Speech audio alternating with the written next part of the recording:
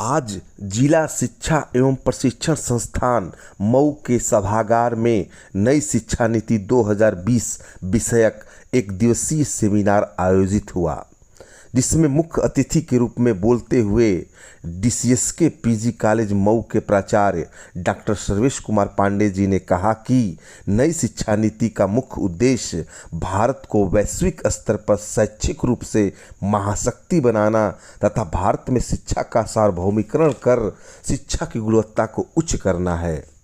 विशिष्ट अतिथि सहायक वित्त एवं लेखाधिकारी बेसिक श्री मनोज कुमार तिवारी जी ने कहा कि एनईपी 2020 छात्रों की खोज और सीखने की स्वतंत्रता को बढ़ावा देने के लिए है। सेमिनार में बोलते हुए डाइट प्रवक्ता डॉक्टर अंशुमान सिंह, श्री मनीष कुमार, श्री अरविंद यादव जी ने विद्यालयी शिक्षा में संभावनाएं, क्रियान्वयन एवं चुनौतियां विषय पर विस्तार से चर्चा की। अंत में डाइट मऊ के वरिष्ठ प्रवक्ता डॉक्टर संदीप कुमार राय जी ने सभी का आभार व्यक्त किया। संचालन एसआरजी श्री अरविंद कुमार पांडे जी ने किया। उक्त अवसर पर बेसिक शिक्षा विभाग के विभिन्न विद्यालयों के सैकड़ों शिक्षक उपस्थित रहे। प्रस्तुत है इस सेमिनार के कुछ मुख्य अंश। जिसने उन्होंने कहा कि ये जो नई राष्ट्रीय शिक्षा नीति है ये अमृत के समान है जो काफी मंथन के बाद प्राप्त हुई। तो रियली जो नई राष्ट्रीय शिक्षा नीति है उसमें हमारी जो भारतीय परंपरा है, जो भारतीय मूल्य है, उसमें पूरी तरह से समावेश किया गया है। उसमें पूरा कंप्लीटनेस समावेश है।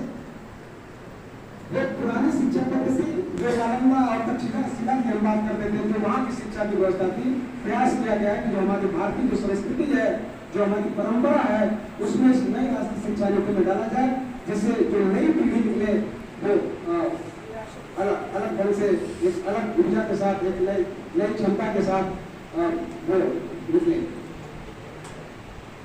ये तो हमें ये आपको बताने का प्रयास किया कि नई राष्ट्रीय शिक्षा नीति का निर्माण कैसे हुआ, कि हमारी नई राष्ट्रीय शिक्षा नीति कैसे होगी, लेकिन इसके कौन कौन से पहलू लागू होंगे, कौन लागू नहीं हो पाएंगे, ये भविष्य की बात है।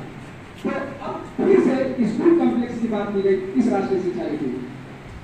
स्कूल कॉम्प्लेक्स बनाना इसलिए जरूरी है कि आप सभी जानते हैं प्राथमिक विद्यालय, उच्च प्राथमिक विद्यालय और माध्यमिक विद्यालय भी अधिकांश भौतिक संसाधनों से, मानवीय संसाधनों से जुड़ रहे हैं। बहुत से ऐसे प्राथमिक विद्यालय हैं जहाँ एकल है, जहाँ शिक्षक का काम सिर्फ जाना और आना है। बहुत से ऐसे विद्यालय हैं जहाँ जैसे उच्च प्राथमिक की बात करें तो उसमें कला, संगीत, जो संगीत के शिक्षकों का बहुत अभाव है।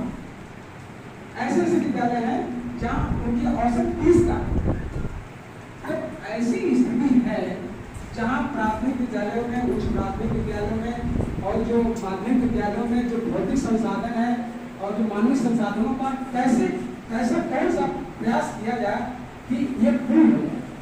इसी को दूर करने के लिए, इसी समस्या को दूर करने के लिए कि हर विद्यालय में हर विषय के शिक्षक, विद्यालय में अगर शिक्षक जो मानवीय संसाधन है, भौतिक संसाधन है, वो संतृप्त रहे, वो पूर्णता रहे, इसीलिए एक नया कंसेप्ट लाया गया है।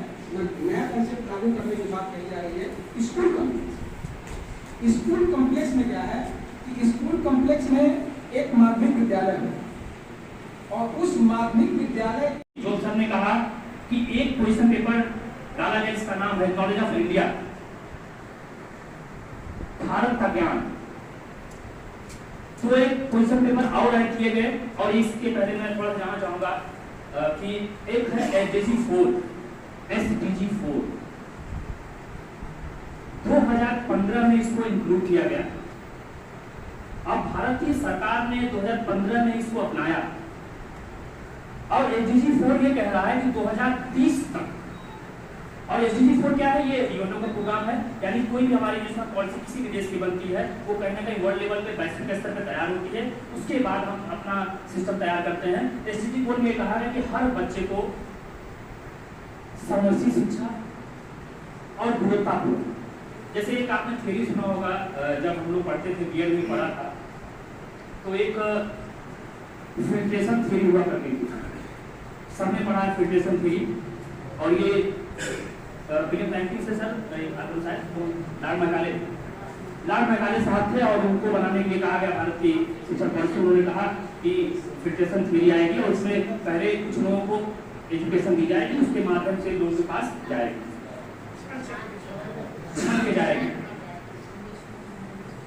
1986 में जो 1968 के बाद जो दूसरी हमारी न्यू एजुकेशन पॉलिसी आती है, जिसको एनपीई कहा गया, national education policy on education, उसमें सिर्फ एजुकेशन को पहुंच बनाया गया, यानी सबके पास शिक्षा पहुंचे, सुलभ हो। लेकिन 2020 की जो न्यू एजुकेशन पॉलिसी है, ये क्वालिटी की बात है। सबसे बड़ा उद्देश्य अगर मुझे लगता है कि न्यू एजुकेशन पॉलिसी का है, वो है कि गुणवत्तापूर्ण शिक्षा। अभी अरविंद सर ने कहा कि जो निपुण भारत आया, निपुण भारत में क्या है, गुण की बात हुई। अब हम सबको एजुकेशन तो दे रहे हैं, हमारा डेटा भी आगे आ रहा है, लेकिन वो कहीं ना कहीं जो एनएस यानी 2017 में एक सर्वे आता है, नेशनल अचीवमेंट सर्वे, उसके बाद अभी असर की रिपोर्ट 2023 में आई है, जो 2012 में छपी। 2022 की जो रिपोर्ट थी, जो 2023 में आती है असर की, वो ये कहती है कि विद्यालय में नामांकन तो बढ़े हैं, लेकिन गुणवत्ता में जो सुधार होना चाहिए वो सुधार नहीं। अब 2017 का जो रिपोर्ट थी, वो तो यहाँ तक कह रही थी कि कक्षा 5 का बालक पढ़ना नहीं जान रहा है, कक्षा 5 का बालक समझ नहीं पा रहा। एक चीज और, तो यानी कि ये जो हमारी एजुकेशन पॉलिसी नई है, वो ये कह रही है कि हमें हर बच्चे को एक गुणवत्तापूर्ण यानी क्वालिटी एजुकेशन को प्रोवाइड कराना है, और ये हमारी सबकी रिस्पॉन्सिबिलिटी बनती है। एक चीज और मैं बताना चाहूँगा, बात हो रही है कि इसमें न्यू एनईपी में 4 भाग हैं। पहला स्कूल एजुकेशन से रिलेटेड है, और उस स्कूल एजुकेशन से रिलेटेड मैं बताना चाहूँगा कि नेशनल लेवल पे, यानी अब जब पूरे भारत के लेवल पे आप देखेंगे तो स्कूली शिक्षा, चाहे केंद्रीय विद्यालय हो चाहे नवोदय विद्यालय हो, 1 से 12 का सिस्टम है। लेकिन हमारा जो प्रदेश था, इसमें हमने उसको क्या था कि सरकार के अंदर में हम लोग कितने साल आते थे, 12 साल। उसके बाद सरकार क्या करती थी, उसको छोड़ के आप क्या करते, इस विद्यालय को, किसी यूनिवर्सिटी को आपको स्वीकृत कर देते थे कि आप उससे आप अपनी डिग्री को करिए।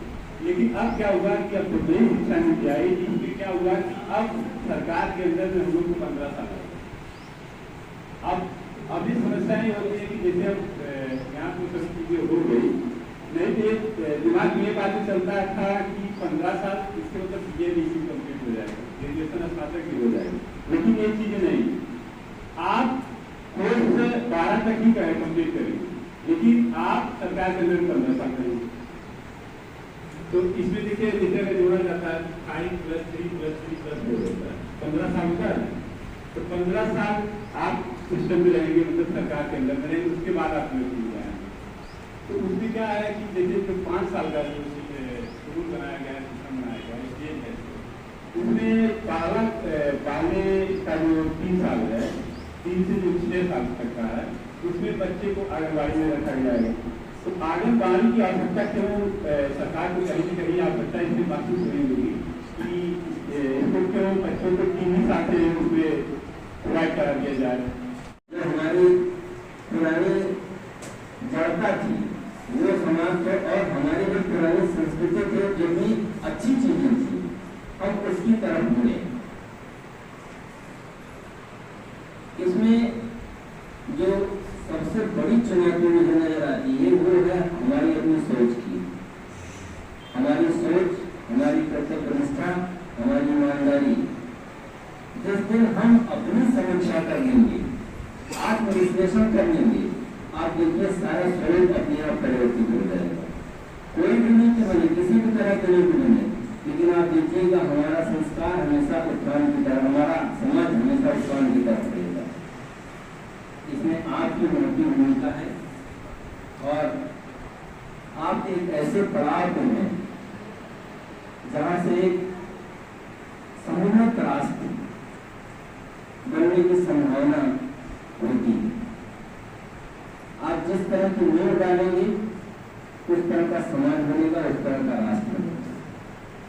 नई शिक्षा नीति कुछ चीजें जैसे बताई गई कि व्यावसायिक शिक्षा, व्यावसायिक शिक्षा में भी हमको अपनी सोच बदलने की जरूरत है। मैं एक छोटा सा उदाहरण दे रहा हूँ कि कभी हम नाई का, मोची का, इन सब का काम बहुत तुच्छ मानते थे, लेकिन आज आप देखते हैं जावेद खलील वगैरह आ जाए तो हम आप जैसे लोग लाइन लगाएंगे उससे मिलने के लिए। तो जरूरत है एक्सेल करने की। आप जिसमें हो एक्सीलेंट हो, आप कहीं भी एक्सीलेंट हो जाइए, देखिए आपके पीछे लोग भागेंगे। तो हमारी कोशिश इस पर होनी चाहिए। और वोकेशनल एजुकेशन इसीलिए डाला गया कि शुरू से बच्चे का रुझान जिस तरफ है, ये नहीं कि उसके पूर्वज या उसके घर खानदान के लोग जो काम करते हो उस पर नहीं जाना है। वो जिसमें उसका रुझान हो, अगर उसमें वो एक्सेल कर गया तो लाइफ में जरूर कुछ न कुछ बेहतर कर जाएगा। तो हमको इस बात पे ध्यान देने की जरूरत है, हमको अपनी सोच बदलने की जरूरत है कि कोई भी व्यवसाय खराब नहीं होता। अगर कोई भी व्यवसाय खराब हो, आप मानते हो, तो उसको समाज से आप निकाल के दिखा दीजिए, कहीं नहीं निकाल पाएंगे। हर व्यवसाय का अपना अस्तित्व है और बिना उसके समाज ये संतुलित रूप से नहीं चल सकता। और देख के बता दूंगा कि इसका पेट भरा कि नहीं भरा, ये स्वीट नहीं है क्या? जिस जो लोग नहीं जानते होंगे वो खिला करके बना डालेंगे, फिर भी कहीं पता नहीं खाई है कि नहीं खाई। ये स्किल है, और ये स्किल कैसे मिला हमको? दिक्कत ये है कि हमने जिस एजुकेशन सिस्टम को अडॉप्ट किया, उस एजुकेशन सिस्टम में हमने क्या किया कि जो बच्चा है उसको आइसोलेट कर दिया। बच्चा पढ़ रहा है, मैं देखता हूँ बच्चा पहली क्लास में है, मम्मी पापा घर को छोड़ दिए, ले चलो उसको बाहर पढ़ाना है। पढ़ रहा है, पहली पास किया, दूसरी पास किया, और लगातार टॉप न करे तो बेचारे फांसी चढ़ जाए। कभी आपने देखा है क्या किसी ने किसी ऐसे बच्चे को किसी गार्जियन ने प्रमोट किया हो कि हमारा बच्चा फेल हो गया, कोई बात नहीं बेटा, एक सवाल पढ़ लो। हम सबने ही बच्चों को स्किल होने से रोक दिया। ये मैं जब बात कर रहा हूं तो एक बड़े प्रोफेसर है यूनिवर्सिटी के, उन्होंने मन से इस बात को याद आप प्रोफेसर हैं, अगर खाली व्यक्ति का काम है तो उसके लिए जरूरी है तो नौकरी का, और अगर नौकरी नहीं मिला तो इस देश की लाइबिलिटी बन जाएगा, इस देश का बोझ बन जाता है, क्योंकि हमने उसको सिखाया ही।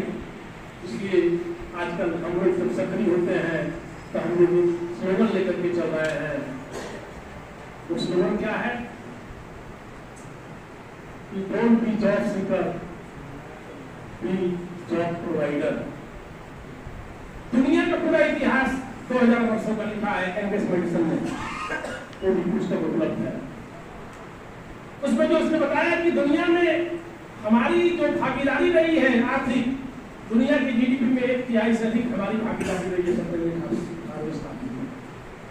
और आज के हिसाब से हमारे किसी भी व्यापारी, विद्वान, किसी के पास कोई डिग्री नहीं, चाणक्य के पास कोई डिग्री तो नहीं मिली आज तक, जितने हमारे गुरुजन है किसी के पास कोई डिग्री नहीं। अब मुझे किसी ने बताया कि तनी सच कितना है, मैं देखा नहीं हूँ कि विदेशों में भी कई जगह तो डिग्री देने में बड़ा कंजूसी करते हैं। वो एक बात कहेंगे, एक बात स्वतः सिद्ध है कि इसलिए दुनिया के किसी भी ज्ञान को आप अपनी भाषा में जितने बेहतर तरीके से सामने वाले को समझा सकते हैं, उसकी किसी भी भाषा में नहीं समझा सकते। क्यों? क्योंकि उस भाषा के जो शब्द होते हैं, आपकी अपनी भाषा के जो शब्द होते हैं, वो आप के अंदर रचे बसे होते हैं। जब दूसरी भाषा के शब्द ले आते हैं तो आपको बताया जाता है कंप्यूटर मतलब क्या। अब कंप्यूटर का मतलब ऐसा बता दिया गया है कि जो लोग कंप्यूटर चलाना नहीं जानते हैं उनसे अगर पूछिए तो आप जान जाएंगे कि आपका कंप्यूटर है, तो कहेंगे कि सिद्धांत उनसे बता दो। कंप्यूटर का सही आप बिल्कुल नहीं पता, इतना ही है कि जो भी काम जल्दी करना है, कुछ भी खोजना हो तो कहेंगे किसी मोबाइल से बता दो, और आपको पता है कि मोबाइल में डेटा नहीं है, कुछ भी नहीं खोजेगा क्या? नहीं। दूसरी भाषा के जो आए हुए शब्द हैं, उन शब्दों के सही अर्थ तक हमारा समाज, हमारा भाषाभाषी समूह नहीं पहुंच पाता है। इसलिए उस भाषा में कोई भी ज्ञान यदि हम दें तो वो वास्तव में ठीक से कम्युनिकेट नहीं होगा। और तीसरी जो महत्वपूर्ण बात इसकी मैंने कहा है, यूपी ने एक संस्था गठित की है, IIT Indian institute of translation and interpretation. इस संस्था का काम यही है, और उस पर आप भी सुन रहे हैं कि इंजीनियरिंग का हिंदी में हो गया, इंजीनियरिंग की भारतीय भाषाओं में पढ़ाई जाएगी, मेडिकल पढ़ाई जाएगी। इसका काम ही क्या होगा, तो ट्रांसलेशन को प्रमोट करना। दुनिया की जिस भाषा को आप इंटरनेशनल लैंग्वेज करते हैं, वो भाषा भी सिर्फ इसलिए महत्वपूर्ण है कि उसमें ट्रांसलेशन तेज गति से होता है। तो IIT इस बात की गारंटी है कि IIT जो है आने वाले 4, 5 या 10 सालों में हर भारतीय भाषा में अध्ययन की सामग्री उपलब्ध करा देगी, तो वो चुनौती भी खत्म हो जाएगी। बहुत बहुत धन्यवाद।